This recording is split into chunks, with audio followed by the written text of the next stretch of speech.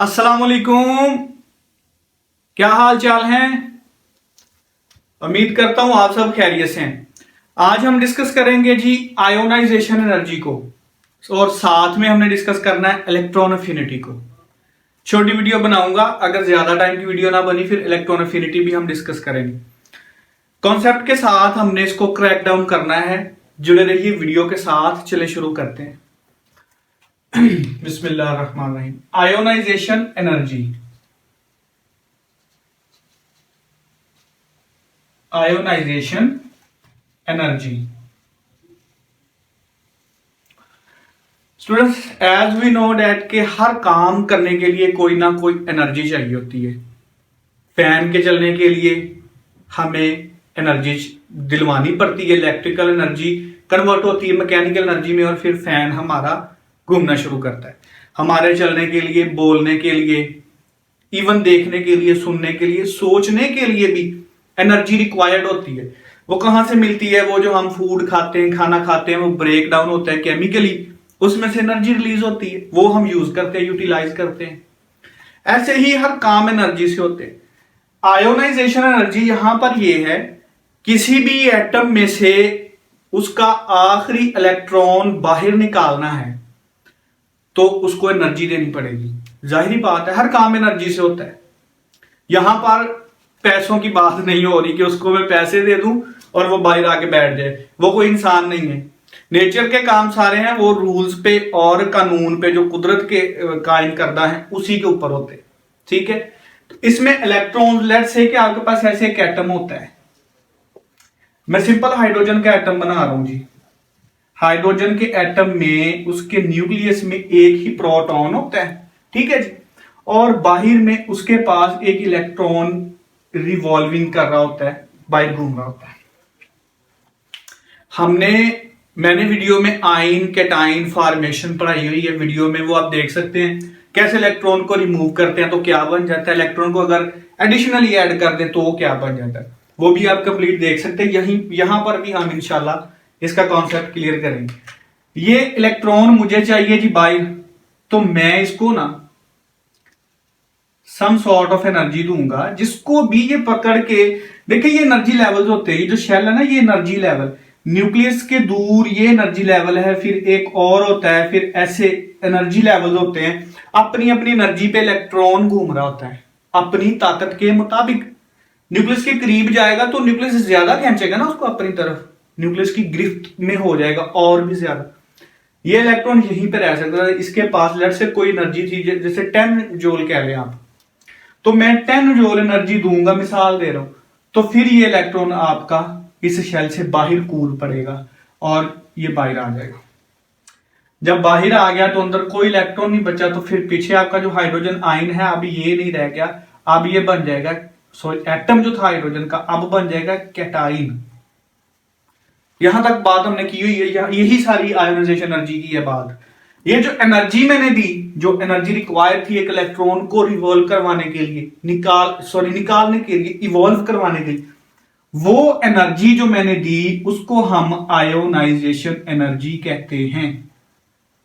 Simple definition क्या होगी? The energy required to remove an electron। इसकी जगह आप ये लिखें, energy required to remove a valence electron.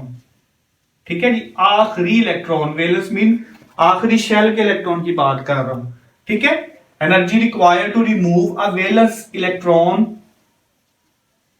ठीक है, of an isolated gaseous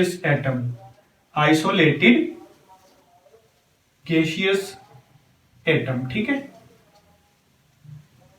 isolated मैंने क्यों कहा कि वो इलेक्ट्रॉन होना चाहिए एक्सटर्नली, वो एटम होना चाहिए जिसके ऊपर एक्सटर्नली कोई भी फैक्टर अमल ना कर रहा। ठीक है, यानी कि ये देखिए फ्री हाइड्रोजन की मैंने बात की, मैंने ये नहीं कहा था ये हाइड्रोजन ऑक्सीजन से जुड़ा हुआ है या किसी और भी एटम से जुड़ा है, तो फिर और भी फैक्टर्स आ जाते हैं ना इर्द गिर्द के। आइसोलेटेड आपने लेना है कि और किसी फोर्स के नीचे ना हो, वो किसी भी चीज के साथ इंटरेक्ट ना कर रहा हो, उसका ताल्लुक ना हो, उसको आइसोलेटेड कहे। तो वो फिर ओरिजिनल हमें निकाल के देता है आयोनाइजेशन एनर्जी। अब यहां पर हाइड्रोजन से मैंने निकाली है, लेट्स से हाइड्रोजन से जी जब हम एक इलेक्ट्रॉन निकालते हैं ना इसको सम सॉर्ट ऑफ एनर्जी देनी पड़ती है। जब हम इलेक्ट्रॉन निकालते हैं, वो हीट हो सकती है, वो लाइट हो सकती है, तो वो जो हम इसको डेल एच देते हैं, इंथैल्पी कह लें या इसको आप हीट कह लें, जो एनर्जी मैंने दी, ठीक है, तो उससे एक इलेक्ट्रॉन जी आपका बाहर आ जाता है और पीछे साथ में एक कैटायन बन जाता है, एक इलेक्ट्रॉन बाहर आता है। भाई कितनी एनर्जी देने से इलेक्ट्रॉन बाहर आता है, ये क्वेश्चन बनता है। तो यहां पर जी ठीक है 1313 किलो जूल पर मोल इतनी एनर्जी आपको देनी पड़ती है। सुन लें, इतने किलो जूल की एनर्जी आप देंगे एक मोल को।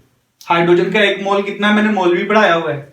1 मोल ऑफ हाइड्रोजन कितना होता है, ठीक है, 1 मोल ऑफ हाइड्रोजन कितना होता है, जल्दी बताएं। 1.008 ग्राम्स, या इसको 1 ग्राम्स भी लिख लेते। एटॉमिक मास को ग्राम्स में शो कराना है तो मोल होता है। 1 ग्राम हाइड्रोजन के जितने भी एटम्स होते हैं उसको कैटायन बनाना, उनमें से इलेक्ट्रॉन निकालने के लिए इतनी एनर्जी देनी पड़ेगी, ठीक है।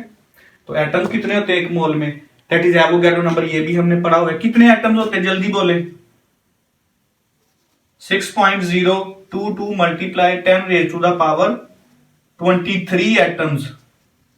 यानी कि आप ये एनर्जी दे के इतने एटम्स को कैटायन बना सकते हैं और इतने ही इलेक्ट्रॉन हासिल कर सकते हैं।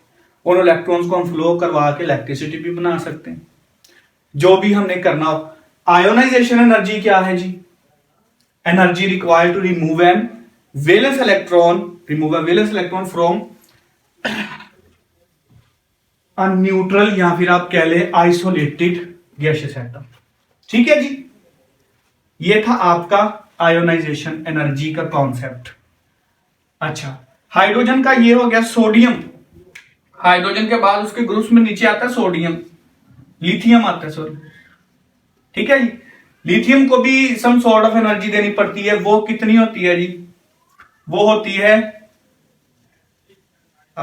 समथिंग 40 या 60, हाँ 540 कह ले, इतनी ही होती है किलो जूल पर मोल देनी पड़ती है इसको, लिथियम को। और ये लिथियम आपको एक इलेक्ट्रॉन देता है, साथ में लिथियम पॉजिटिव का कैटायन देता है। सेम लिथियम के बाद सोडियम आता है, ठीक है जी। सोडियम भी एक इलेक्ट्रॉन देने के लिए हमेशा तैयार होता है।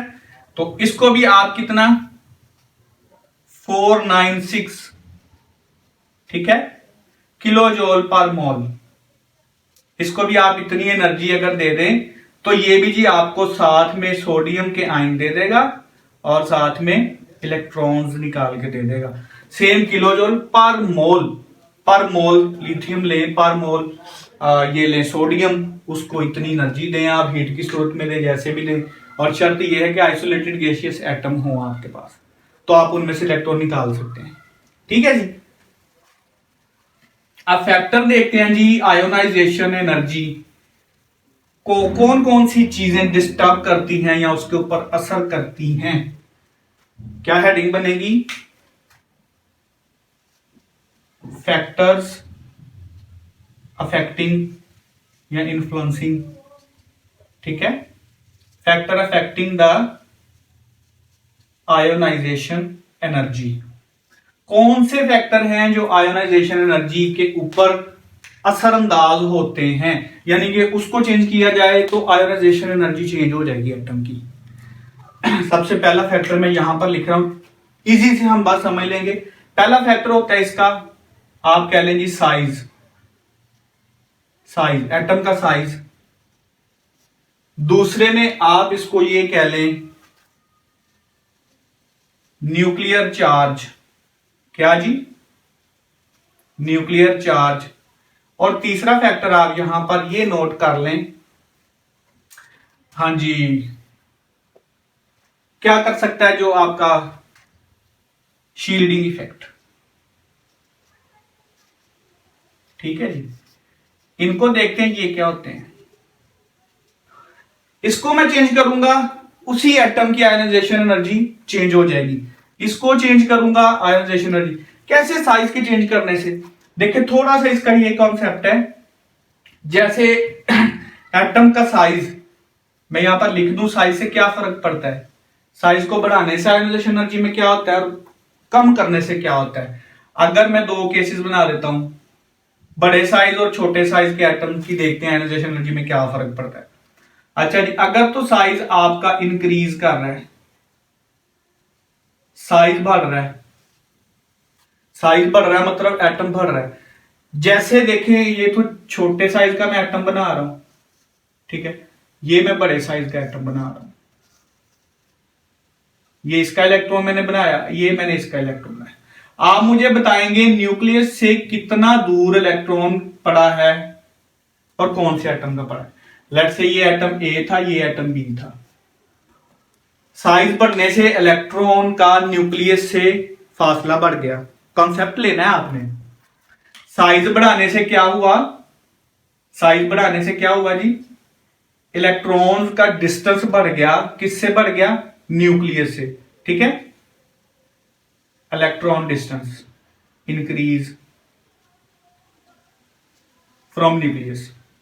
सिंपल लाइन लिख ले यही, ठीक है, फ्रॉम न्यूक्लियस इलेक्ट्रॉन का डिस्टेंस बढ़। अब इलेक्ट्रॉन का डिस्टेंस बढ़ने से आयोनाइजेशन एनर्जी में क्या फर्क पड़ेगा, क्योंकि ये जो इलेक्ट्रॉन था ये न्यूक्लियस के बिल्कुल करीब पड़ा है और न्यूक्लियस के ऊपर पॉजिटिव चार्ज होता है due to proton present in it. Protons होते हैं उसके अंदर, वो पॉजिटिवली चार्ज होते हैं। इलेक्ट्रॉन को कंटिन्यूसली कशिश कर रहे होते हैं, जिसकी वजह से इलेक्ट्रॉन घूमता है, करीब नहीं आ पाता। ये नील बोहर साहब ने बताया था कि एनर्जी लेवल में घूम रहा होता है। तो इसके ऊपर जो इलेक्ट्रॉन फोर्स लगा रहा है अट्रैक्शन की, वो ज्यादा है, जबकि इसके ऊपर कम है। जैसे जैसे दूर जाते हैं ना, आप लाइट से दूर जाते गए, आपको लाइट कम नजर आना शुरू हो जाएगी। सेम है ना, जैसे अगर हीट है, आग जल रही है, दूर जाएंगे तो जैसे जैसे दूर जाएंगे उसकी हीट कम फील होगी। मिसाल ले ले, यहीं से ये जो इलेक्ट्रॉन जब दूर जाएगा तो इसका जितना भी स्ट्रॉन्ग फील्ड है, इसका जितने भी अट्रैक्शन की फोर्स है वो कम होती जाएगी। साइज बढ़ने से इलेक्ट्रॉन के ऊपर फोर्स कम लगती है, तो फिर इसको निकालना आसान है कि इसको निकालना आसान है, ये आप पे मैंने फैसला छोड़ दिया। जल्दी बताएंगे। हाँ जी, साइज बढ़ने से आयोनाइजेशन एनर्जी भी बढ़ती है। यहां पर आप लिख लें, ठीक है जी, ionization energy directly proportional to, आप कह लें साइज इंक्रीज। ठीक है, सॉरी, कॉन्सेप्ट यहां पर आपका यह है कि इसको निकालना आसान है तो कम एनर्जी देनी पड़ेगी, इनवर्सली प्रोपोर्शनल टू साइज है। ठीक है, देखिए इसको निकालना आसान, आसान का मतलब कम एनर्जी देनी पड़ेगी, इसको निकालना मुश्किल, मुश्किल का मतलब ज्यादा एनर्जी देनी पड़ेगी। ठीक है, ये बात हो रही है, इसको निकालना आसान है, इसको कम एनर्जी से हम निकाल लेंगे। तो जैसे ही आपका साइज डिक्रीज करता है, डिक्रीज वाला मैंने केस भी आपके सामने रख दिया हुआ है, डिक्रीज करेगा तो इलेक्ट्रॉन न्यूक्लियस के करीब जाएगा। ठीक है, करीब जाएगा तो उसकी गिरफ्त में आ जाएगा, तो फिर उसको निकालना मुश्किल है, उसको आप ज्यादा देंगे इलेक्ट्रो एनर्जी, जिसको आयोनाइजेशन एनर्जी कहते हैं। ठीक हो गया। उसके बाद जी न्यूक्लियर चार्ज है, साइज का कोई मसला नहीं, साइज यही रहे। अगर आप प्रोटॉन्स भी यहां पर भर दें, बाहरी इलेक्ट्रॉन्स भी भर दें, ठीक है, मिसाल के तौर पर, तो न्यूक्लियर चार्ज बढ़ेगा। इलेक्ट्रॉन ना भरे आप, इलेक्ट्रॉन नहीं है, ज्यादा प्रोटॉन्स है, तो न्यूक्लियर चार्ज ही बहुत है। तो न्यूक्लियर चार्ज के बढ़ने से भी आपकी आयोनाइजेशन एनर्जी बढ़ती है। इससे तो कम हो रही है ना, ये साइज ज्यादा होगा तो एनर्जी कम हो जाएगी। इससे आपका न्यूक्लियर चार्ज जो है वो डायरेक्टली प्रोपोर्शनल है आयोनाइजेशन एनर्जी के, यानी कि जितना ये चार्ज बढ़ेगा ये उतनी कशिश से इलेक्ट्रॉन को अपनी तरफ खींचेगा। हम कहते हैं इलेक्ट्रॉन बाहर आए, हम बाहर से हीट दे, तो ज्यादा एनर्जी से वो खींच रहा है अगर न्यूक्लियस इलेक्ट्रॉन को, तो हमें फिर ज्यादा एनर्जी देकर उसकी एनर्जी तोड़वानी पड़ती है। तो ठीक है जी, न्यूक्लियर चार्ज बढ़ने से ज्यादा एनर्जी देनी पड़ती है, ये लाइन है यहां पर लिखी हुई। शील्डिंग इफेक्ट, शील्डिंग इफेक्ट भी इनके साथ मिलता जुलता है। शील्डिंग इफेक्ट हम ये कहते हैं कि आपके पास जैसे एटम बड़े साइज का हो, ठीक है, तो उसके हर शेल में इलेक्ट्रॉन्स होते हैं, लेट्स से, ठीक है, हर शेल में इलेक्ट्रॉन्स होते हैं। तो देखें ये वाला इलेक्ट्रॉन इसको भी न्यूक्लियस खींच रहा है, इसको भी खींच रहा है, ठीक है, इस वाले इलेक्ट्रॉन को भी न्यूक्लियस खींच रहा है अपनी तरफ। लेकिन ये देखें कि ये वाला इलेक्ट्रॉन भी तो है, तो रास्ते में इस इलेक्ट्रॉन और न्यूक्लियस के रास्ते में ये दो इलेक्ट्रॉन्स आ रहे हैं, ये सारे कंटिन्यूसली आपस में अपने अपने ऑर्बिट में मोशन कर रहे हैं, तो इसकी फोर्स को अफेक्ट करेगा ये इलेक्ट्रॉन, ठीक है। ये जब इनकी फोर्स में आएगा तो ये उसकी न्यूक्लियस की अट्रैक्शन को ज्यादा अपनी तरफ लेगा, तो ये ज्यादा बाउंड हो जाएगा और ये थोड़ा सा लूज फील करेगा। इसको शील्डिंग इफेक्ट कहते हैं, ठीक है। शील्डिंग इफेक्ट बढ़ने से, अगर शील्डिंग इफेक्ट बढ़ रहा है इसका मतलब इलेक्ट्रॉन लूज हो रहा है। शील्डिंग इफेक्ट बढ़ने से आपकी आयोनाइजेशन एनर्जी कम हो जाती है, ठीक है, ये याद रख लें। शील्डिंग इफेक्ट बढ़ा, इलेक्ट्रॉन लूज हो गया, तो आसानी से इलेक्ट्रॉन निकल सकता है थोड़ी सी एनर्जी देने से। ये कॉन्सेप्ट है। आज हमने पढ़ा आयोनाइजेशन एनर्जी को, अच्छे से हमने कॉन्सेप्ट लिया उसका, साथ में हमने पढ़ा कौन से फैक्टर्स हैं जो आयोनाइजेशन एनर्जी के ऊपर अफेक्ट होते हैं, ठीक है, अफेक्ट करते हैं उनके ऊपर। तो ये था ये हमारा टॉपिक, इसको रिवाइज करें, प्रिपेयर करें। मिलते हैं नेक्स्ट वीडियो में, अपना ख्याल रखिएगा, अल्लाह हाफिज।